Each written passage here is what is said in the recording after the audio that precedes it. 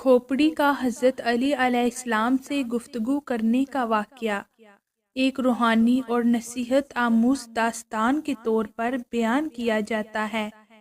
یہ واقعہ ہمیں دنیا کی حقیقت، موت کی اٹل حقیقت اور آخرت کی تیاری کا سبق دیتا ہے۔ ایک دن حضرت علی علیہ السلام ایک ویران مقام سے گزر رہے تھے۔ راستے میں ایک کھوپڑی زمین پر پڑی ہوئی نظر آئی۔ حضرت علی علیہ السلام نے اس کھوپڑی کو دیکھا اور رک گئے۔ آپ نے گہری سوچ میں ڈوبتے ہوئے اس کھوپڑی کے پاس بیٹھ کر فرمایا، اے کھوپڑی، تو کون تھی؟ دنیا میں تیری کیا حیثیت تھی؟ کیا تو کسی ظالم بادشاہ کی کھوپڑی ہے جس نے اپنی طاقت کے نشے میں مظلوموں پر ظلم کیا؟ یا تو کسی مظلوم انسان کی کھوپڑی ہے جو دنیا کی سختیوں اور ظلم کا شکار رہا؟ کیا تو کسی عالم کی کھوپڑی ہے جس نے اپنے علم سے دنیا کو فائدہ پہنچایا؟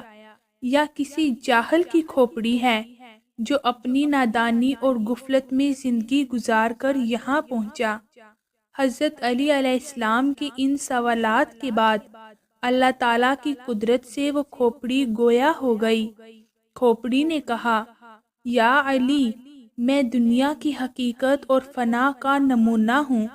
کبھی میں ایک انسان تھی، میری خواہشات، عزائم اور غرور تھے، مگر آج میرا یہ حال ہے کہ میں مٹی میں ملی ہوئی ہوں۔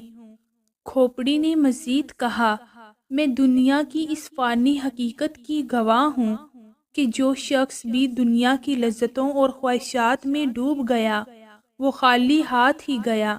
موت نے سب کچھ چھین لیا، نہ بادشاہت کام آئی، نہ دولت، نہ علم اور نہ ہی طاقت۔ حضرت علی نے کھوپڑی کی گفتگو سننے کے بعد فرمایا، بے شک موت سب کے لیے ایک اٹل حقیقت ہے۔ خوش نصیب وہی ہے جو دنیا میں رہتے ہوئے آخرت کی تیاری کرے اور اللہ کی خوشنودی حاصل کرے۔